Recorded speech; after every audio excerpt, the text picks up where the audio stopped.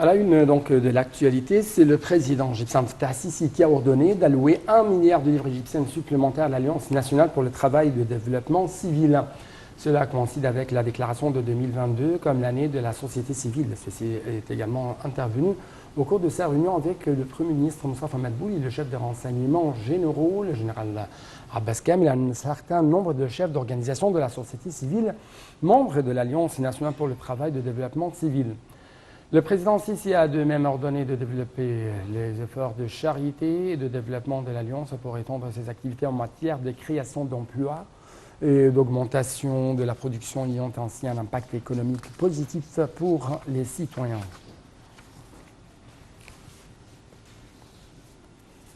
Lors d'une réunion pour passer en revue les derniers développements des projets du ministère des Transports et le niveau exécutif de la construction, le président Abdel Fattah Sisi a passé en revue les projets les plus importants du ministère dans la ville de Sharm el-Cheikh, en particulier le développement du port maritime de Sharm el-Cheikh pour soutenir le potentiel touristique de la ville ainsi que le développement en cours de l'aéroport de Sharm el-Cheikh. Le président a également donné des directives pour accroître la dépendance des projets du ministère des Transports à des composants fabriqués localement et conformes aux normes internationales en partenariat et en coopération avec le secteur privé, tout en tenant compte du fait que le système de transport est vital pour l'avancement de l'infrastructure du pays.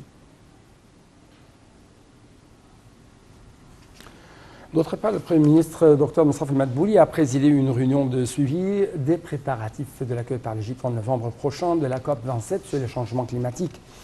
Le chef du gouvernement a ordonné ses directives de poursuivre le suivi de la part des parties organisationnelles pour achever les procédures conformément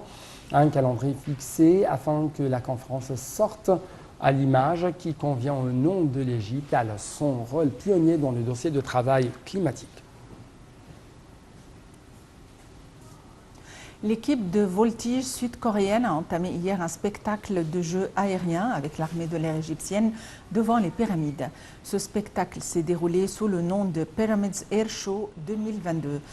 L'équipe sud-coréenne Black Eagles participe avec un nombre d'avions en conjonction avec la présentation de l'équipe égyptienne Silver Stars et de l'avion égyptien Hail Gazelle avec des spectacles aériens impressionnants. Des parachutistes égyptiens ont présenté plusieurs performances lors des activités du festival, en plus de la participation de la musique militaire égyptienne. Ce spectacle reflète la profondeur des relations d'amitié et de coopération entre l'Égypte et la Corée du Sud.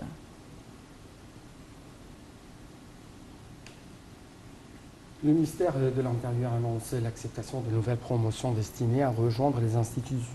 techniques et de santé de la police hommes-femmes pour l'année académique 2022-2023.